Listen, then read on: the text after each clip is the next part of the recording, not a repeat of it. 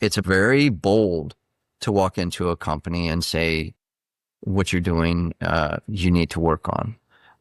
And here's how we can better that. One of the first things I tell clients is, I'm not here to tell you what you want to hear. I'm here to tell you what you need to hear. Kel Luckadoo is the founder of Kelevate, a business and technology consultancy helping trades companies move from paper and spreadsheets to end-to-end cloud-based workflows. Before this, he's worked hands-on deploying tools like JobTread and SalesRabbit where they actually fit. Today, we are talking about a practical system for modernizing SMB trades, including reading hiring and social signals, using AI to choose the right CRM or ERP, connecting field sales to job execution, and navigating family-owned buying dynamics. This is Are You Getting More? Kel, thank you for joining us. You're welcome. Thank you so much, Adrian and Lisa, for having me. It's a pleasure. You shifted Kelevate from a narrower lane to a broader business and technology consultancy focused on trades.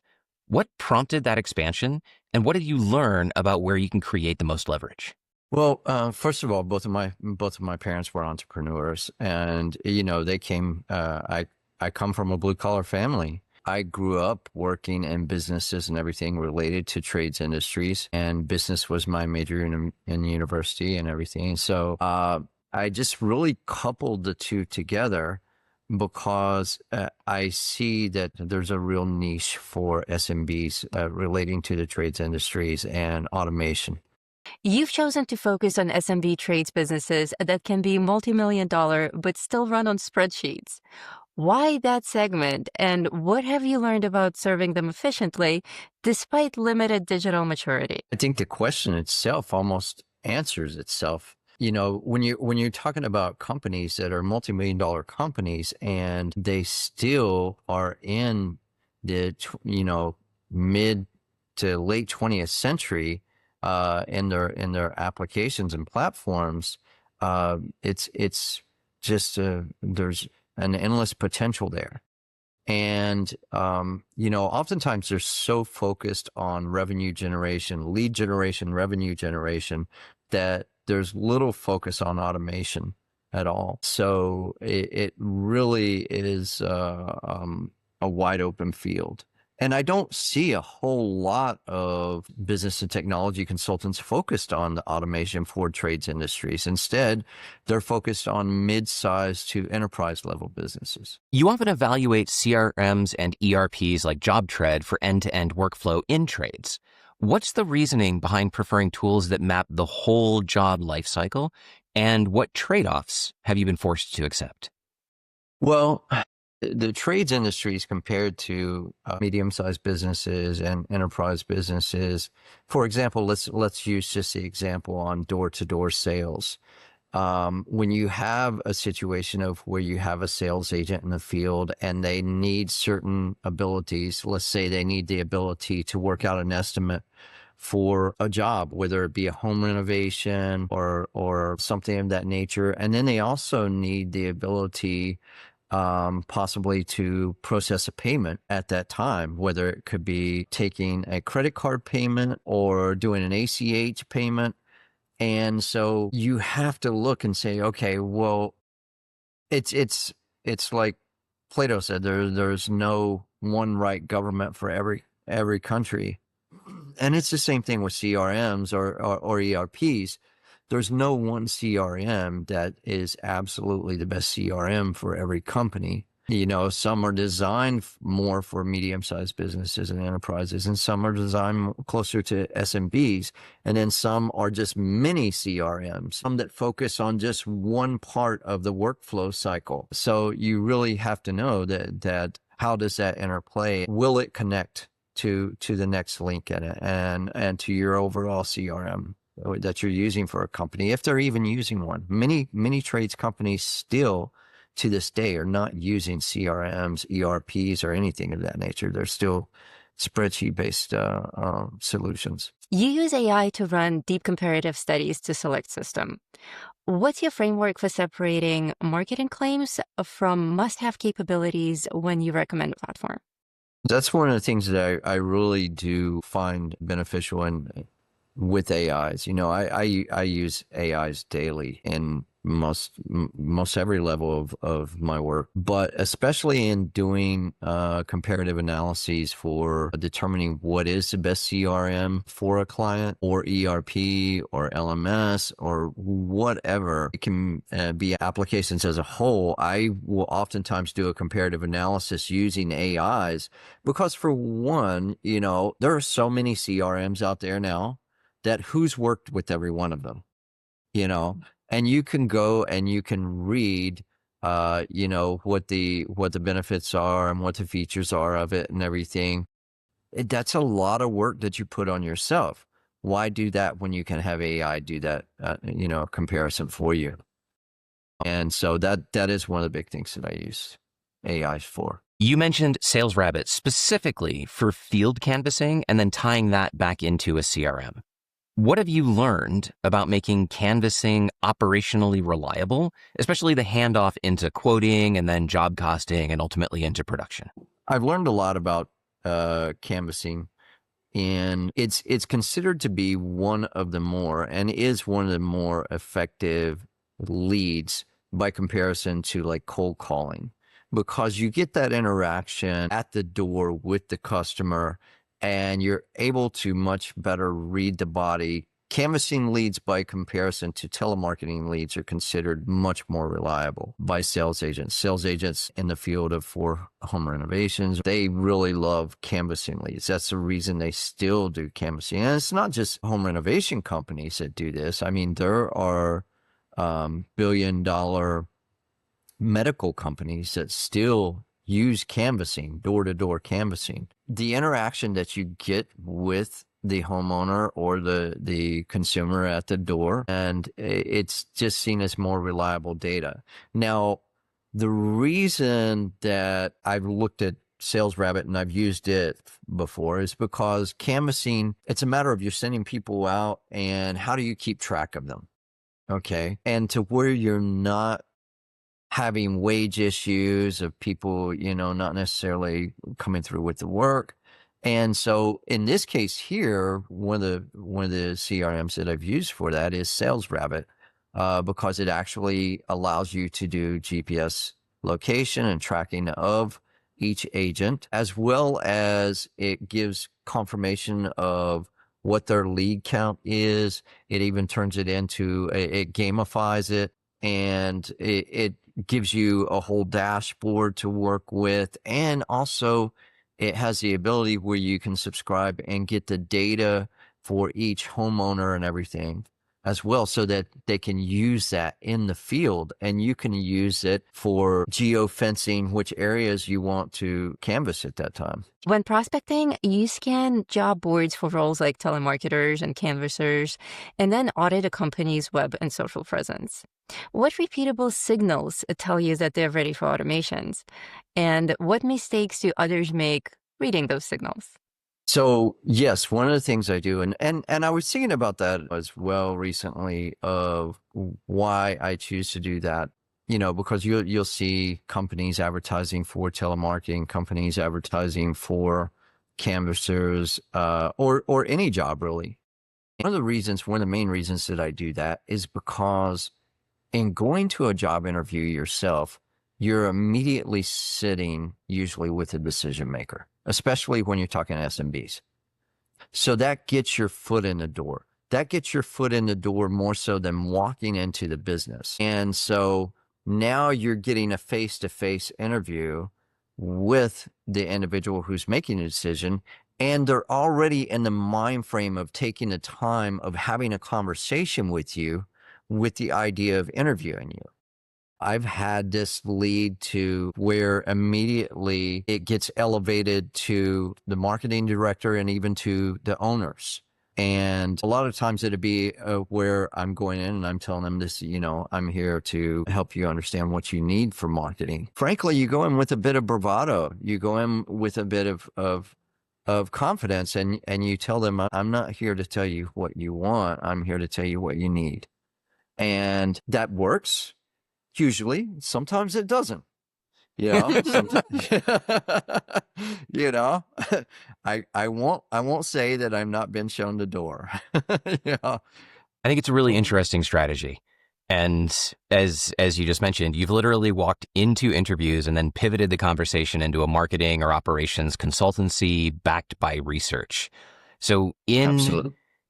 in this strategy, as you think about when it has worked and when it doesn't, and as you've been iterating on it, what is the playbook that you use that makes that approach credible and not a gimmick? First of all, you're speaking a language that, especially when you're talking about sales and marketing, you're speaking the language of the persons in that field, because that's very much what they attempt to do. They attempt to go into a situation and control the conversation. And that's very much what they're intending to do in that interview. But when you've turned the tables and you said, no, I'm not here for a job interview. I'm here to tell you what you need for marketing. First of all, it's very bold to walk into a company and say what you're doing, you need to work on. And here's how we can better that. How do you keep it from becoming gimmicky? You have to be genuine, first of all, in your approach.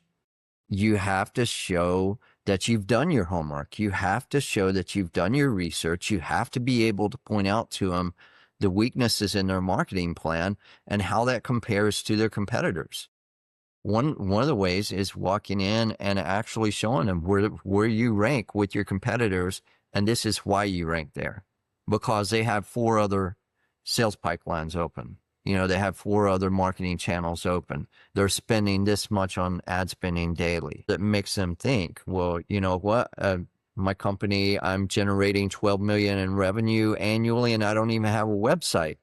And so it's just simple things like that. It's something that you see a lot of people talk about, of scraping Google business pages for leads to see whether they have a website, what their Google reviews are. And I've gotten clients just based on that, on bad Google reviews. Walk in and say, do you know your Google review is down to 3.5 right now?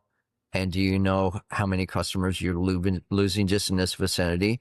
Do you know that when I do a search for your company standing a mile away from your business, you don't even pop up? There's a sales strategy called the challenger strategy that is exactly what you're describing, where you go in not as a salesperson, but as somebody who challenges them on how they're running their business and gives them insight into how to run their business better.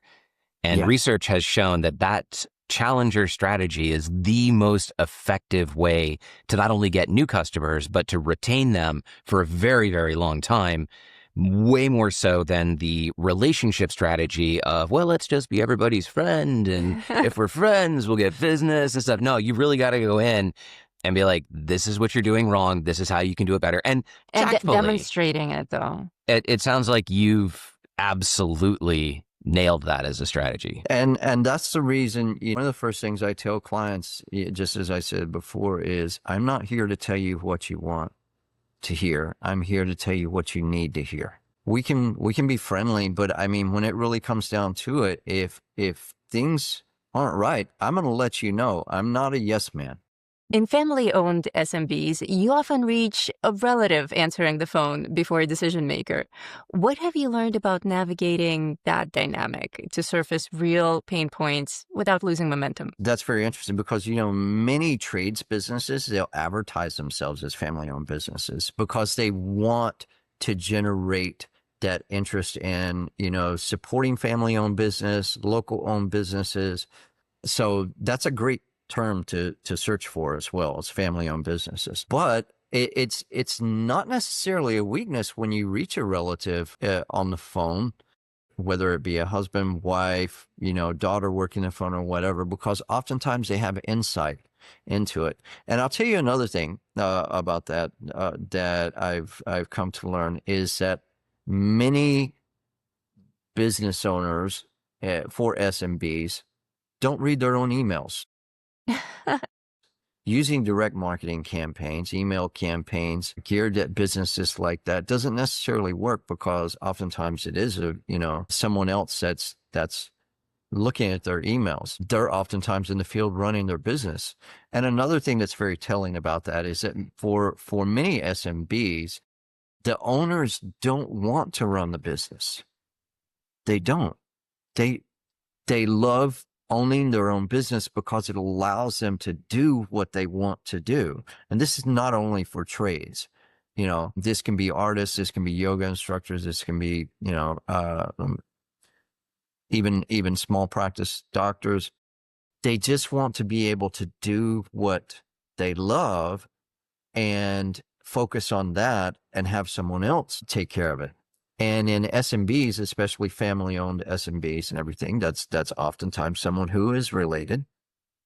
And you still can get a real conversation or because oftentimes they love to talk. They love to talk about the business itself, and they take pride in their business. That's the difference then between like a medium-sized to enterprise level business of where you run into that corporate veil. For SMBs, they very much like to have a conversation. They'll tell you about their business. They'll tell you how long they've been in business. They'll tell you some of the pain points. They'll give you everything that basically you need to build folio with and be able to walk in and say, okay, I know you've gone through A, B, and C. This is how we're going to fix it with X, Y, and Z. As you've gotten better at mapping these businesses and implementing automation, the obvious wins, like migrating from spreadsheets and basic CRM, are handled faster. What's the next friction point in your own sales or delivery process? The constraint that, if you could crack it, would materially scale Kelevate's ability to sign and onboard more clients? Well, being honest and being critical of my own business, as a consultant to myself, the problem is right now, this is not scalable. Okay. As an individual consultant myself, this approach, because oftentimes what I end up doing is embedding with the client because they're not automated already. Now you're in there and you're digging through boxes of invoices and you're doing all this unless they already have the staff for it, and which oftentimes they don't because, they're on budget, even they're generating millions of dollars in revenue. That really takes a whole process of setting that up, of converting everything over from being print-based, setting up all their accounts to where now they're digital accounts, and just to where I literally had one client of where the AA would take and print out the emails, work off the emails, and then scan the emails back in to the copies. And yeah. So it's wow. breaking. Yeah. It's breaking cycles like that. And it can really be grunt work, to do that. So that's the reason, I'm looking at other business models, because realistically, this approach, for as much as it's great in lead generation, it oftentimes ends up being long-term relationships. Looking across your work, what's the one principle you'd hand to a founder or sales leader in the trade who's just starting to modernize their operations? First of all, always be a person of your word. Do what you say you're going to do and hold to it. Secondly is to build good relations with your customers, and don't be someone who burns bridges. Build bridges instead of burning bridges. Good advice. And for small businesses, that can be very difficult, especially if they grow really fast. So you, as a consultant, you always want to maintain that. You always want to maintain your own integrity despite whatever the company is going through. And thirdly, if you are really looking to scale, then you have to be very critical of your own business itself, such as I am myself. That's one of the things of where I'm really evaluating my business and to where I want to turn my business to where I can work from anywhere in the world. And right now with my consultancy, I can't do that because of my approach, my lead generation approach, and also because of the type of consultancy that I do. And so that's the reason I'm looking more at SaaS, and especially with AI automations. Kel, this has been very informative and very helpful. I want to thank you very much for breaking down your thought processes and your experience and your wisdom for our audience. Thank you so Sure. much. Now, if any of you who are watching are interested in learning more about Kelevate or reaching out to Kel directly, we will have a link to his company in the description, and you can check it out there. Thank you all so much for watching or listening. We'll see you next time.